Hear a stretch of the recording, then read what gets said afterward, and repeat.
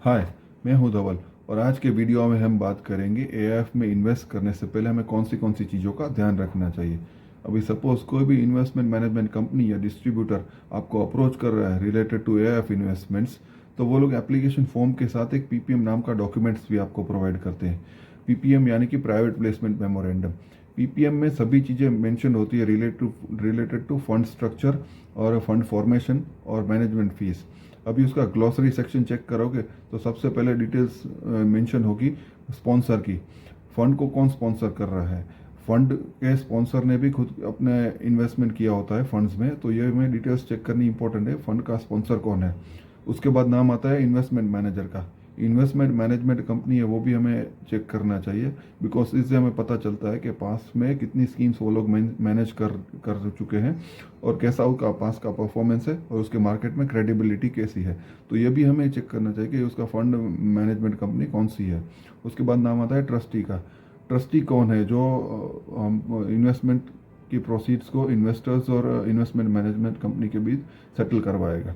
उसके बाद आता है कस्टोडियन कौन है, लीगल एडवाइज़र कौन है, फंड अकाउंटेंट कौन है और आरटीए कौन है। तो ये जो बेसिक चीज़ें हैं रिलेटेड टू फंड स्ट्रक्चर वो हमें चेक करनी चाहिए। दूसरा एक है फंड का फॉर्मेशन किस हिसाब से हुआ है। अभी तीन तरीके के फॉर्मेशंस होते हैं, एक प्राइवेट लिमिटेड कंपनी के फॉर्म में, एक लिमिटेड लाइबिलिटी यानी कि एलएलपी के फॉर्म में और एक ट्रस्ट के फॉर्म में। जनरली इंडिया में ट्रस्ट स्ट्रक्चर है वो ज़्यादा कॉमन है। Most of the AIF India में ट्रस्ट स्ट्रक्चर में ही फॉर्म हुए होते हैं। इससे हमें पता चलता है कि फंड लेवल पे टैक्स की एप्लीकेबिलिटी कितनी है एआईएफ पे, तो वो भी एक इम्पॉर्टेंट एस्पेक्ट है, हमें चेक करना चाहिए। उसके बाद एक और ऑप्शन आता है और पॉइंट आता है फीस और मैनेजमेंट फीस का। अभी जनरली इंडिया में 220 की मैनेजमेंट फीस का स्ट्रक्चर चल रहा है, लेकिन कस्टमाइजेबल स्ट्रक्चर भी ऑफर कर रही है इन्वेस्टमेंट मैनेजमेंट कंपनीज। सपोज उसका एग्जांपल देके बताता हूँ कि कोई भी आपने कैटेगरी 3 के हेज फंड में इन्वेस्टमेंट किया है जिसमें 10% का हर्डल रेट है, तो जब तक फंड 10% के रिटर्न को क्रॉस नहीं करेगा तब तक इन्वेस्टमेंट मैनेजर को ओनली 2% मैनेजमेंट फ़ी ही मिलेगी। अगर 12% का रिटर्न बनाता है कोई फंड तो 2% पे लोग 20% का परफॉर्मेंस फी वो लोग चार्ज करते हैं। तो ये 220 का रेशियो है। अभी उसके बाद एक और चीज़ आती है हाई वाटर मार्क।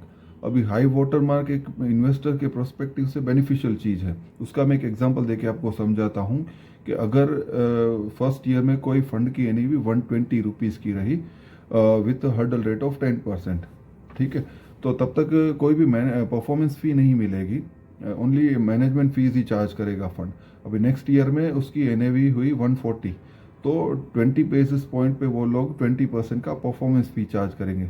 अभी अगेन थर्ड ईयर में फंड ने फिर से 120 की एनएवी को ही टच किया या 140 की एनएवी को ही टच किया, तो अगेन अगेन फंड मैनेजर को कोई परफॉर्मेंस फी नहीं मिलेगी। अभी जब तक वो 140 की एनएवी क्रॉस नहीं करता, 160 या 150 नहीं बनाता, तब तक वो परफॉर्मेंस फी चार्ज नहीं कर पाता। तो हर्डल रेट एक बेनिफिशियल चीज़ है इन्वेस्टर्स के रिलेटेड। एक और पॉइंट आता है डिस्ट्रीब्यूशन वाटरफॉल का। डिस्ट्रीब्यूशन वाटरफॉल एक इम्पॉर्टेंट एस्पेक्ट है। अभी उससे पता चलता है कि जो फंड्स के प्रोसीड्स होंगे वो किसको प्रायोरिटी पेमेंट्स होंगे। दो तरीके के डिस्ट्रीब्यूशन वाटरफॉल होते हैं, एक अमेरिकन स्टाइल और एक यूरोपियन स्टाइल। अमेरिकन स्टाइल में जो बेनिफिशियल होता है वो फंड मैनेजर्स के लिए होता है, क्योंकि फंड्स के जो प्रोसीड्स होते हैं अकॉर्डिंग टू क्लास वो फंड मैनेजर्स को पहले दिए जाते हैं, जबकि यूरोपियन स्टाइल वाटरफॉल में पहले जो फंड के जो प्रोसीड्स होते हैं वो प्रोडेटा बेसिस पे इन्वेस्टर्स को दिए जाते हैं और उसके बाद फंड मैनेजर को। तो ये भी एक इम्पोर्टेंट एस्पेक्ट है जो आपको चेक करना चाहिए। प्लस फंड कहाँ डोमिसाइल्ड है, इंडिया डोमिसाइल्ड फंड है या फॉरेन डोमिसाइल्ड फंड है, और फंड ऑफ फंड तो नहीं है, ये भी अपने को चेक करना चाहिए, क्योंकि इससे जो टैक्स एप्लीकेबिलिटी आपको पता चलेगी। तो ये सब इंपॉर्टेंट एस्पेक्ट्स है, आपको एआईएफ में इन्वेस्ट करने से पहले वो सब चीज़ें चेक करनी चाहिए और पीपीएम को आपको खास रीड करना चाहिए, तो आप वो चेक करिए। So that was about AIF. तो हैप्पी इन्वेस्टिंग।